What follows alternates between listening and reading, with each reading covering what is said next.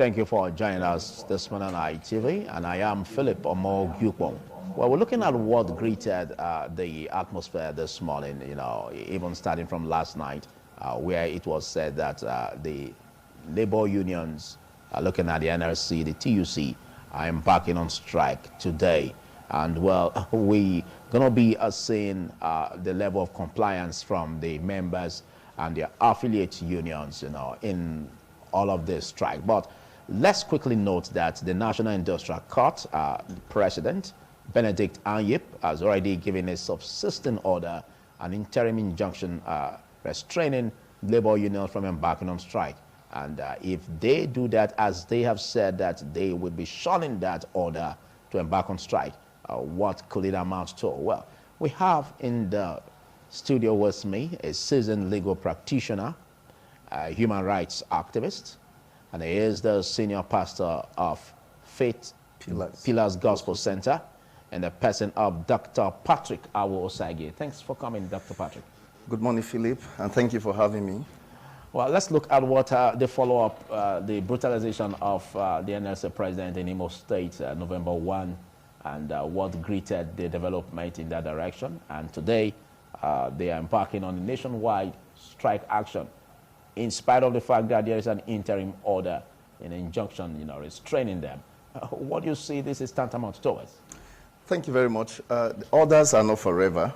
If courts have granted or given an interim injunction restraining the NLC, which we also know, the usual way we behave here, we seem to abuse court processes. When a party in contest now trying to achieve an aim, you run to court to procure an order, bringing all the supporting affidavits, and then the court grants it. And the other party could also go somewhere or being advised by the lawyers that, look, if you do this, this may necessarily not be tantamount to some kind of breach of sort, or the consequences may not be that weighty. Okay, now, if I flaunt the orders, what are you going to do? Will you arrest me? Will you prosecute me? Or what is the consequence? Well, that's what I'm trying to say. But again, in trying to make sense of all of this, is that it's unfortunate that it turned out this way. How can an NLC president, the labor leader, be brutalized? Although the governor, Opozodima, said nothing like that happened, he doesn't have a hand in it, or whatever may have happened. Just the way Sim said in River said that they shot at him. The number one security officer of the state is being shot at. We play politics, we take it too far. And at times, they say, well, maybe the man have interest in politics. I've not heard of anything that where he had rather embarked on political activities. He have rights to do that if he wants to. I don't think that should be enough reason, and that is playing politics. Okay, but there's a thin line between what he did and playing politics, because some have said that in the case where we have the highest peak of the race, gubernatorial race in Imo State, shouldn't have been a reasonable thing for him to embark or lead in a protest during that period when it was just a few days to the gubernatorial election. It doesn't have to do it. It could, if it's what is in tandem with what they have discussed. Going to lead a protest, as it were, or calling for strike in action, it has nothing to do with what is going on. People are complaining not being paid. People are complaining things are not done well. The economy is biting hard on them, and there's reasons for it. Because there will be election, so I shouldn't protest. Or because there will be election, I shouldn't eat. I shouldn't agitate for what is right. Because there will be election. Come on, I don't think that's a good ground. It's not. It doesn't really make much of sense to me. If you say because of the election, just wait. We are saying what is going on is not favoring us. We are saying we are not happy. So it's a good time for you to make good.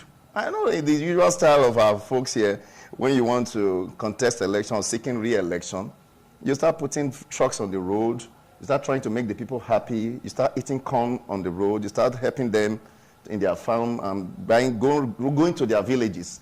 Those places that are not much about an issue, you now find your way there to go and kneel down before the community elders that you are going to do wonders. These are some of the stuff we have been seeing. So what I'm saying in essence is that if the NLC, in his wisdom, feels the people have been undermined and they feel the need to go out and protest, you don't say because your election.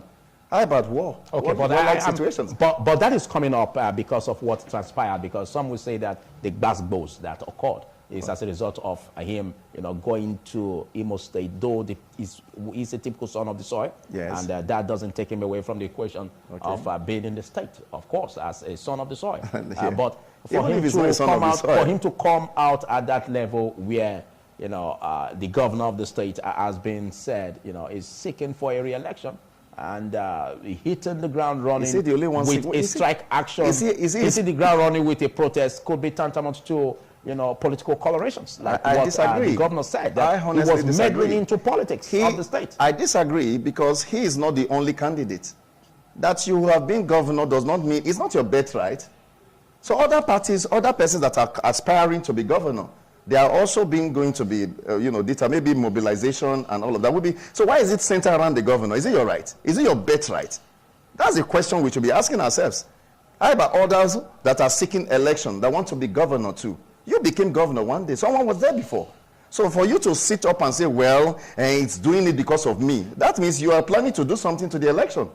You are not the one who told you are going to win. Okay, just like you said, which was already in the major news stream, where he also said that he has no involvement in the brutalization of the NLC president. I heard that. And again, just as we also have reports where the police, Imo State Police Command, according to them, took the NLC president, Joe Ajero, into protective custody. Protective custody, so that he won't be lynched upon. Beating him to that extent? Now, no.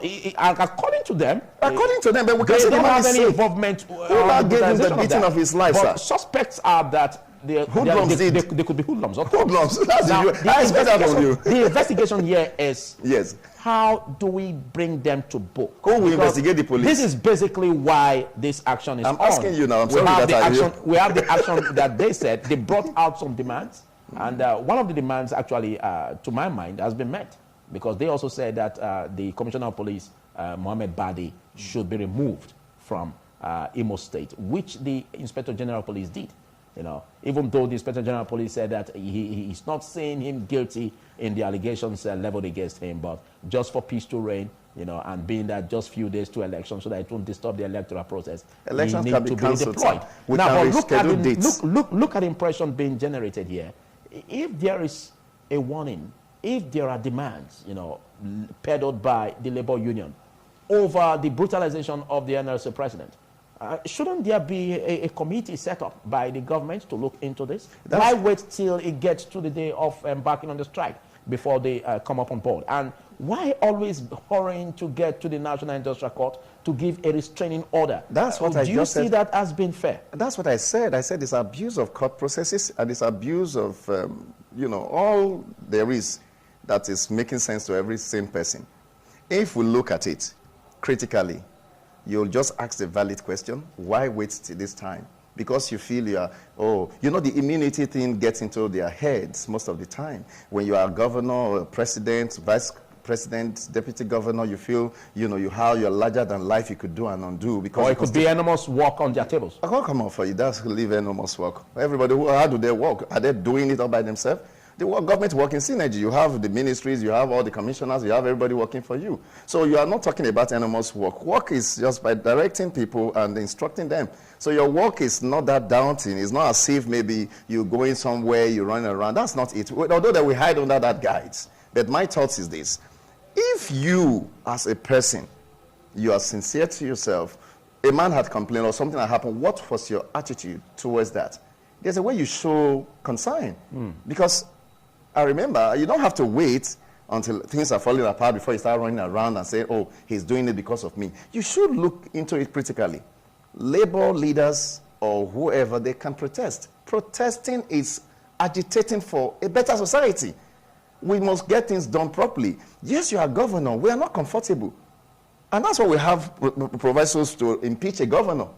Through the parliament, you could be impeached. Okay. If you could be elected, you could be impeached. And if the people, if the parliaments have refused to do the needful, the people can go on the street and protest. Protest. In short, Nigeria have been protesting since, before independence. Okay, part of the reasons why Joe Ajero, led that protest was for the fact that about 11 you know, state government workers were declared as ghost workers. 11,000. That's huge ridiculous. 11,000 were declared as ghost workers. And of course, among the pensioners, the retirees, I mean, you know, about 10,000 of them were declared That's as absurd. ghost retirees. That's absurd. No. It's ridiculous. Because but shouldn't the government be given time to look into the, in quote, ghost workers and ghost retirees? With all respect, before embarking on such protests? I disagree with you on this, because if the governor or the government is alleging that they are ghost workers, you shouldn't come up with that kind of statement. You could go into your investigation. You come out, because before you put out words in the public space, it means you've done your findings. And apart from that, you have started not paying some of the workers. That's what I'm saying. So taking that, because unpaid salaries are acting. You're already acting on based on what you claim. Exactly. That's absurd, and that's wrong. And this wrong is a very good ground. In short, I feel like going there to join them in protest. It's a very good reason to protest, and protest continuously. They should hold on the election. Election is for the people. Like, well, the election has been conducted. I agree with you. I said they should have held on the election. We are not talking about election, you know, conducting election when the people you are conducting election for, they are in turmoil. That's absurd. It doesn't make any sense to me. Okay, but well, let's look how to tackle these issues headlong, because at present we already have the governor, you know, being re-elected. And it's the hope that in this magnanimity of victory, he should be able to look into the issues of the labor unions, you know, and take a very decisive action in reconciling accounts, you know, of those that are being termed ghost workers or ghost retirees. Because in the process, you could be, you know, paying a lot of members of the retirees and, of course, the workforce by having that impression being tagged ghost workers or ghost retirees. What's your advice in this direction? Like I have said, the governor, in my opinion, have not acted well, and I won't support him. Again, you know, there's a principle in law, in criminal prosecution. If it's always said that it's better to free, and maybe out of 11, 10 criminals or suspects that could have been culpable than to convict an innocent person. So that's the way, that's why it's a proof beyond reasonable doubts. You know, if you're saying these guys are ghost workers, and you know very well, maybe certain things happen, maybe records are not adding up, or something is not adding up somewhere, don't hold their payments. Keep them running. And then you can keep calling them, because the moment you cut them off from receiving benefits or salaries or arrears or allowances, whatever it is, then you are invariably killing them. But don't forget, they always say that resources are scarce. What do you mean? There's nothing like scarce resources. Revenue is dwindling. When they are buying their vehicles, there are no scarce resources. Let's come off those talk. I disagree totally. It's not a government structural games they play around. That's my thoughts. Because you cannot tell me, if we understand the principles of economics, there's always a demand and supply. If I'm giving, I'm getting. If I'm paying you, the person you are giving money is putting it back in the system. So can't government even give grants and give loans and give facilities to people? I'm trying to make sense of that. You are talking about economists don't agree with what they are saying, that they're scarce. If they're scarce, then resign and get out of the office. That's what you should do. Because if you are there, you don't need money to run government. You need people. Okay. That's what we're talking about. If you don't know what to do, hold on. You know, the problem we have most of the time, some of these people, they just come in and become political leaders. How well do you know the intricacies of how to run economy? You may not have done so well. You may have had a good grade in studying economics, but you don't have it firsthand. You can't tell me you have people, you have a state, you have resources, and you don't know what to do, and you're telling me they are scarce resources. I disagree in totality.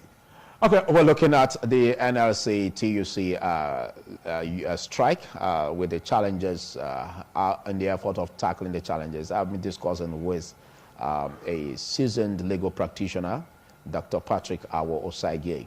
But well, let's look at the issues concerning how to remedy the situation. Okay. But again, before that, let's look at the risk being faced by the labor unions, because there is a subsisting order.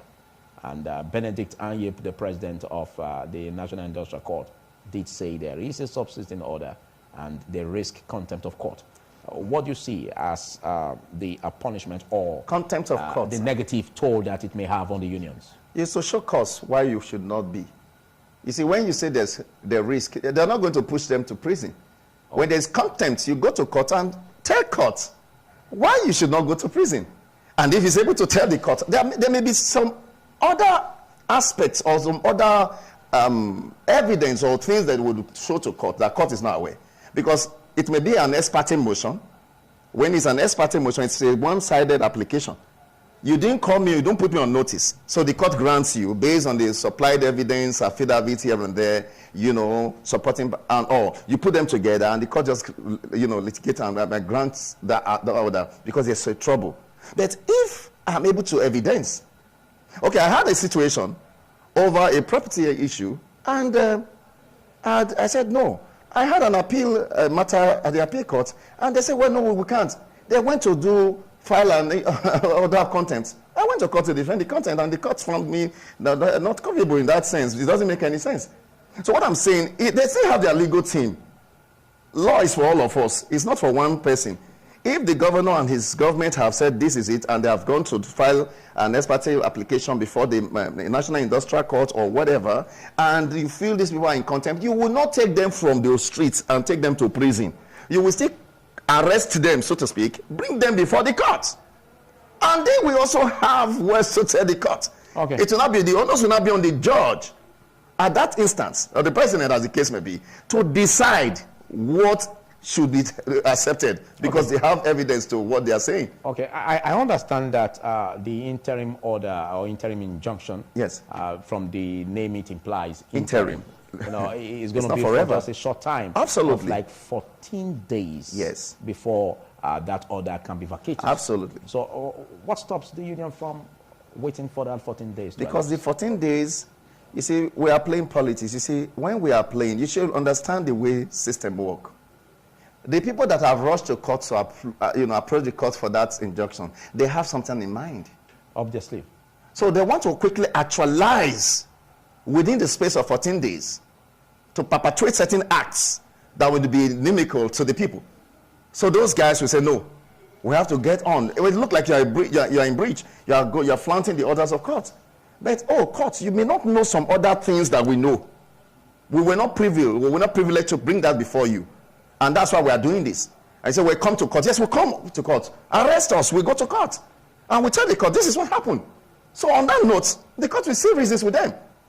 And even if the court convicts them, they can still appeal it to Supreme Court. Okay, you made mention of perpetrating an act, yes, like as if the government has a shoddy way of, or an ulterior motive of... that's what it's looking like, sir. Of bringing out yes, a case where they can give an interim order. I see no reason why the government... restraining the labor unions. But yes, again, just like what was peddled by the federal government on the challenges of shutting down the economy completely, the losses that it could come to the economy, most especially when we are the downturn of the economy, yeah, and there's much attention on the Nigerian economy to grow.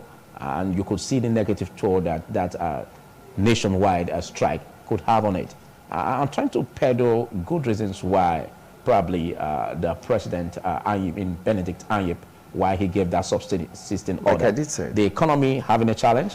And then again, when it comes to having strike actions, you never can tell how the process could be hijacked by miscreants, hoodlums, or charlatans. And that could also bring some chaos. Don't you think that could be a way of repairing or remedying the situation that would have been brought up by the nationwide strike that gave that impetus for the president, Benedict, when we make to give that subsisting order?